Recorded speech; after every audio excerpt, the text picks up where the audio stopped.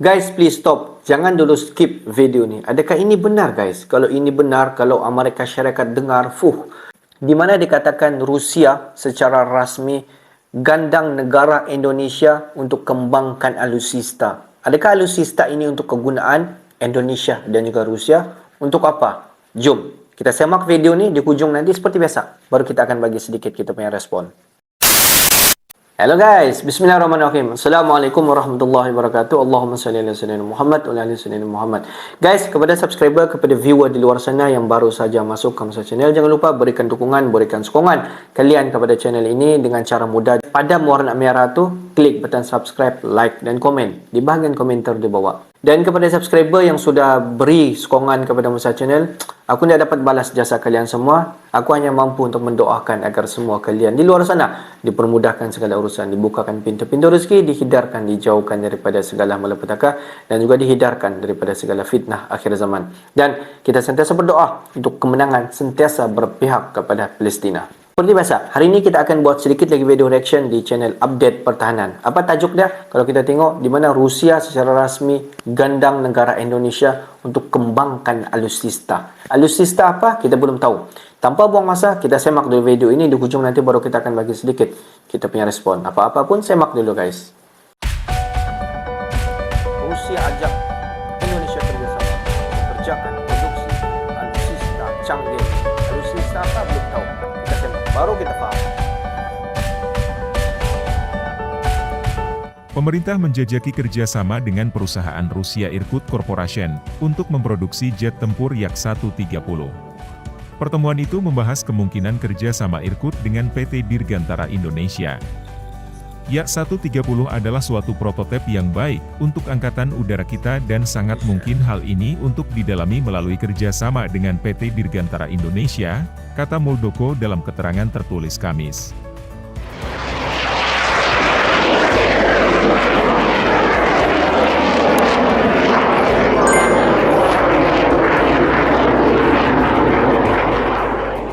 Lantas bagaimana perjalanan pengembangan produksi jet tempur antara Indonesia dan Rusia itu? Sebentar lagi kita bahas satu persatu.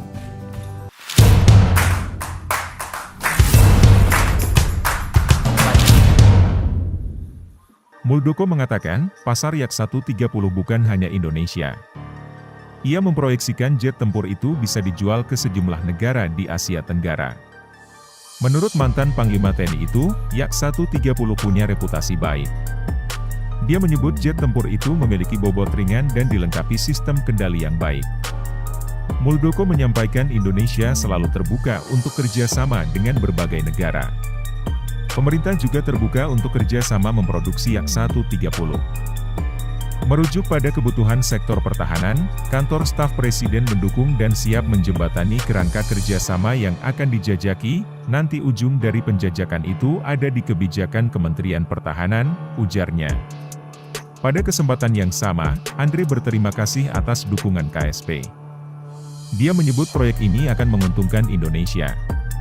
Skema kerjasama antara Indonesia dan Irkut Corporation akan secara efektif mendukung ekonomi nasional karena bisa membuka lapangan pekerjaan dan berkontribusi pada pemasukan Indonesia, ujarnya. Merujuk pada situs United Aircraft Corporation, Yak-130 adalah jet tempur yang didesain untuk latihan dan pertempuran.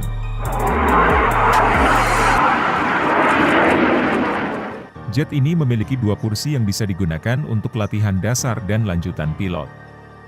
Jet ini dilengkapi dengan desain monoplan klasik dengan sayap sapuan dan all-movable horizontal tail. Pesawat ini memiliki sudut serang hingga 35 derajat berkat ekstensi di bagian sayap. Beberapa negara Asia Tenggara telah menggunakan Yak-130. Mereka adalah Laos, Myanmar, dan Vietnam.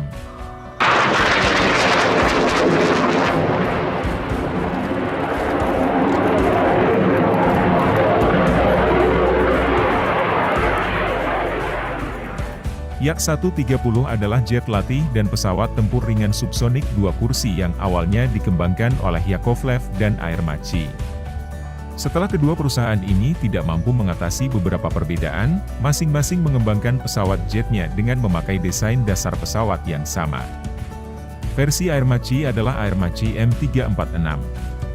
Pengembangan pesawat dimulai tahun 1991 dan penerbangan perdananya pada tanggal 25 April 1996.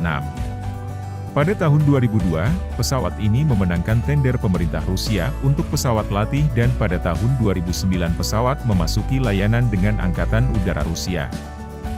Sebagai pesawat latih tingkat lanjut, Yak-130 mampu meniru karakteristik beberapa pesawat tempur generasi 14 serta Sukhoi 57 generasi kelima. Pesawat ini juga dapat melakukan serangan ringan dan pengintaian, membawa beban tempur 3.000 kg. Yak-130 adalah pesawat latih pilot canggih yang mampu meniru karakteristik pesawat tempur generasi keempat dan kelima Rusia.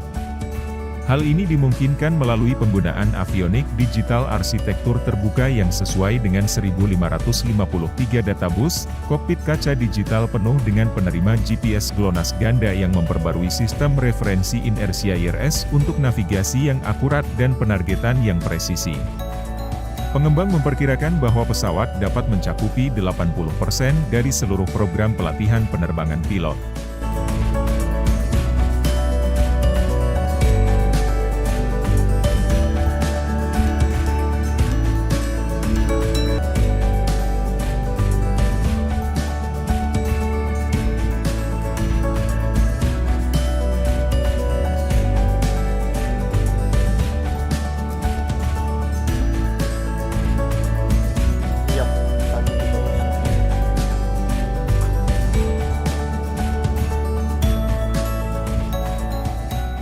Yak-130, kalau kita tengok bila diproduksikan Yak-130 ini sudah pun berbelas tahun yang lepas lagi, dan Yak-130 juga sudah pun masuk di Indonesia, tetapi kalau kita tengok generasi Yak-130 ini dijaga daripada dulu sampailah pada masa ini tahun 2023. Di mana Yak-130 ini merupakan pesawat tempur hasil daripada buatan daripada Rusia. Sebenarnya banyak negara-negara yang sudah pun memiliki Yak-130 seperti Vietnam, Myanmar dan juga ada beberapa negara-negara yang lain. Kenapa mereka memilih Yak-130 ini? Di mana Yak-130 ini memang sangat-sangat efisien, memang sangat-sangat berguna ketika di medan perang. Sudah pun kecil, dia memiliki berat yang sangat-sangat signifikan, yang sangat sesuai untuk digunakan di medan perang dan sesuai untuk dibawa pelbagai rudal. Untuk makluman semua, di mana Yak-130 ini memiliki rudal dia sendiri dan mampu untuk membawa rudal yang lain.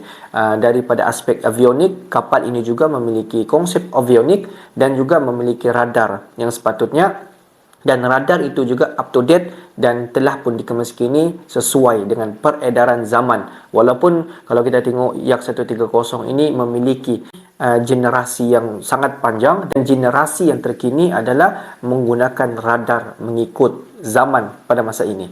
Dan kalau kita tengok Yak-130 ini, di mana pihak daripada Rusia sendiri telah membuat negotiation bersama dengan Indonesia, di mana pihak Rusia telah pun bersetuju dan juga pihak Indonesia telah pun setuju, telah pun membuat negotiation di mana mereka mahu memperkembangkan alutsista Yak-130 ini di Indonesia. Di mana Yak-130 ini akan diproduksikan seberapa banyak yang mungkin di Indonesia. Mungkin secara TOT akan diajar kepada semua pilot-pilot, kepada jurutera-jurutera di Indonesia untuk memperkembangkan Yak-130, dan juga selepas daripada itu akan dikomersialkan, akan dijual ke meratah negara yang ingin memiliki Yak-130. Jadi di sebalik daripada Indonesia akan mendapat seberapa banyak Yak-130, dan di sebalik daripada itu juga Indonesia mampu untuk menjual pesawat tempur buatan daripada Yak-130, iaitu daripada Indonesia dan juga daripada Rusia sendiri. Okey guys, untuk hari ini sampai di sini saja sedikit information daripada Musa Channel, dan kepada subscriber, kepada viewer di luar sana yang belum lagi klik button subscribe, tunggu apa guys? Please klik button subscribe, like dan komen di bahagian komentar di bawah. Akhir kata daripada Musa Channel, thanks for watching my video. Assalamualaikum warahmatullahi wabarakatuh guys. See you the next video guys.